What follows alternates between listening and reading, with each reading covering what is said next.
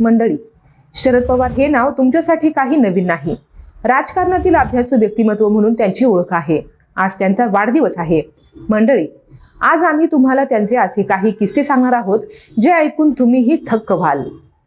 देशाचे कृषी मंत्री असताना 2004च्या लोकसभा निवडणुकीच्या धामधुमीत डॉक्टरांनी त्यांना सांगितले, पवार साहेब, आपल्याकडे फक्त 6 महिन्यांचा कालावधी आहे. आता महत्वाची कामं पूर्ण करून घ्या. हे शब्द ऐकून कोणाचेही मन कोसळले असते. पण त्यांनी डॉक्टरांना जे उत्तर दिले ते ऐकून सर्व स्तब्ध झाले. जी गोष्ट सामान्य माणसाला मृत्यूचे फरमान वाटेल, त्यावर शरद पवार यांचे उत्तर अत्यंत शांत, संयमी आणि डॉक्टरांनाच चकित करणारे होते.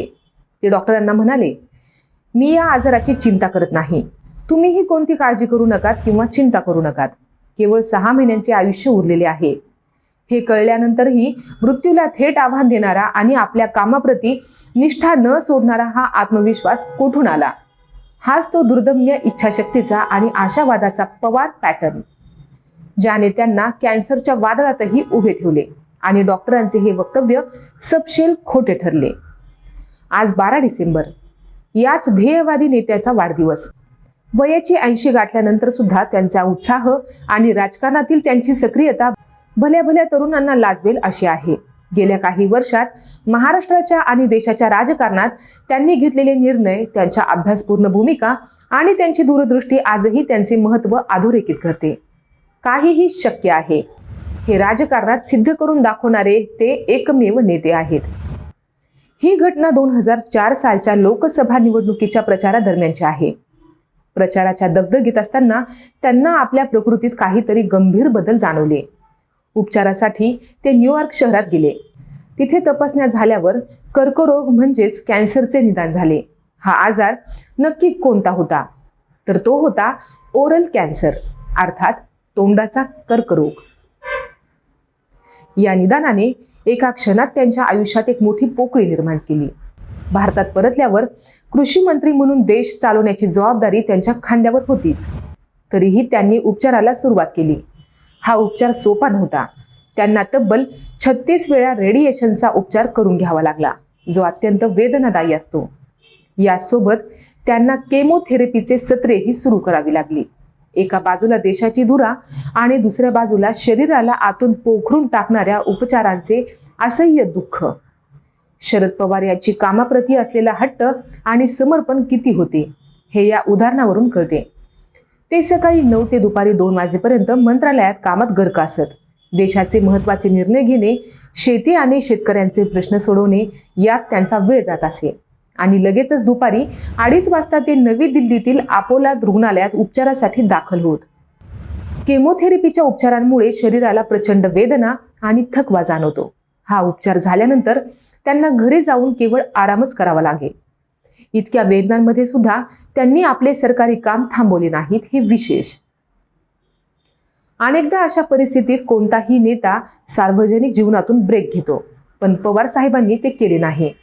ही त्यांची दुर्दम्य इच्छाशक्तीच होती, ज्यामुळे कॅन्सर सारख्या जीवघेण्या आजारालाही न जुमानता काम करत राहिले. आज शरद पवार यांनी त्या कर्करोगावर पूर्णपणे मात केलेली आहे आणि ते आजही तितक्याच उत्साहाने काम करत आहेत.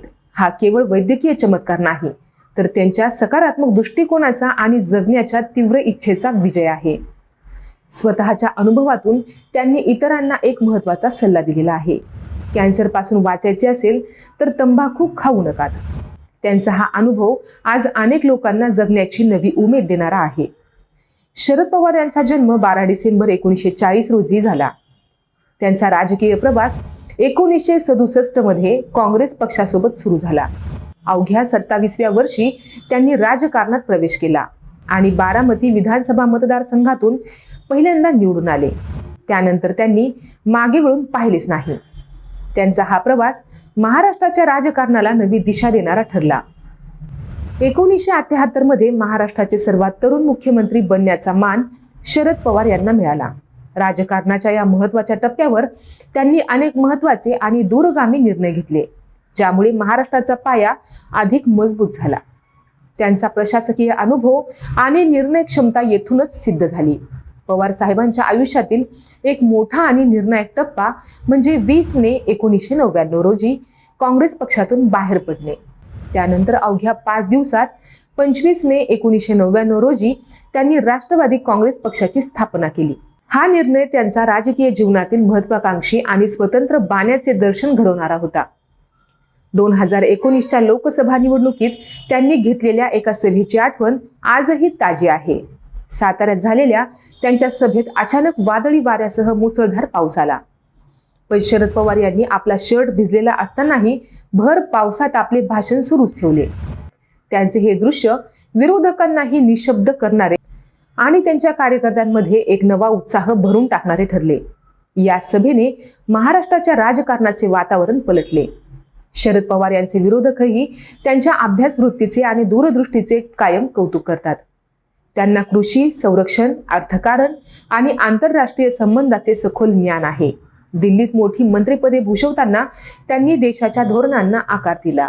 राजकीय जीवनाप्रमाणेच त्यांचे वैयक्तिक जीवनही काही वेगळ्या निर्णयांनी ओळखले जाते. त्यांनी एका मुलाखतीत सांगितलेला किस्सा खूप महत्त्वाचा आहे. लग्नापूर्वी त्यांनी पत्नी प्रतिभा पवार यांच्याबरोबर एकच अट ठेवलेली होती, आपले एकच मूल असावे. हा निर्णय त्या काळात म्हणजेच 1960च्या दशकात घेणे सोपे नव्हते, पण त्यांनी आपल्या मतावर ठाम राहत हा निर्णय घेतला.